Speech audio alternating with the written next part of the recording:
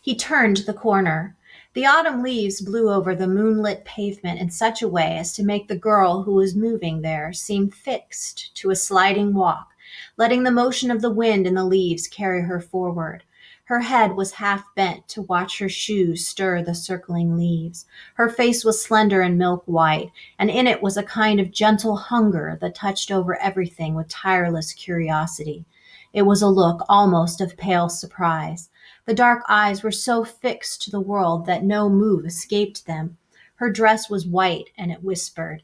He almost thought he heard the motion of her hands as she walked, and the infinitely small sound now, the white stir of her face turning when she discovered she was a moment away from a man who stood in the middle of the pavement waiting.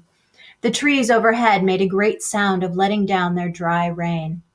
The girl stopped and looked as if she might pull back in surprise, but instead stood regarding Montague with eyes so dark and shining and alive that he felt he had said something quite wonderful. But he knew his mouth had only moved to say hello, and then, when she seemed hypnotized by the salamander on his arm and the phoenix disk on his chest, he spoke again. "Of course," he said, "you're a new neighbor, aren't you? And you must be," she raised her eyes from his professional symbols, "the fireman." Her voice trailed off. "How oddly you say that." I'd have known it with my eyes shut," she said slowly. "What, the smell of kerosene? My wife always complains," he laughed. "You never wash it off completely." "No, you don't," she said in awe. He felt she was walking in a circle about him, turning him end for end, shaking him quietly and emptying his pockets without once moving herself. "Kerosene," he said, because the silence had lengthened, "is nothing but perfume to me." "Does it seem like that really?" "Of course. Why not?" She gave herself time to think of it. "I don't know." She turned to face the sidewalk going toward their homes. "Do you mind if I walk back with you? I'm Clarice McClellan." "Clarice, Guy Montague. Come along. What are you doing out so late, wandering around? How old are you?"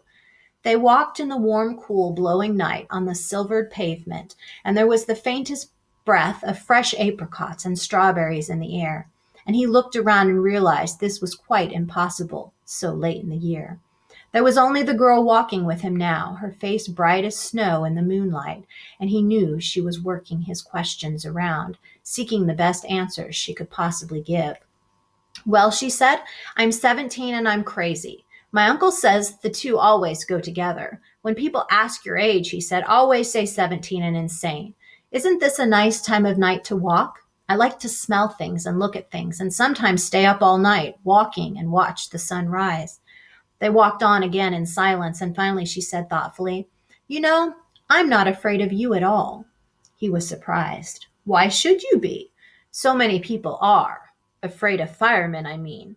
But you're just a man after all." He saw himself in her eyes, suspended in two shining drops of bright water. Himself dark and tiny in fine detail. The lines about his mouth, everything there, as if her eyes were two miraculous bits of violet amber that might capture and hold him intact. Her face, turned to him now, was fragile milk crystal with a soft and constant light in it. It was not the hysterical light of electricity, but what? But the strangely comfortable and rare and gently flattering light of the candle. One time, when he was a child and a power failure, his mother had found and lit a last candle, and there had been a brief hour of rediscovery, of such illumination that space lost its vast dimensions and drew comfortably around them. And they, mother and son, alone, transformed, hoping that the power might not come on again too soon.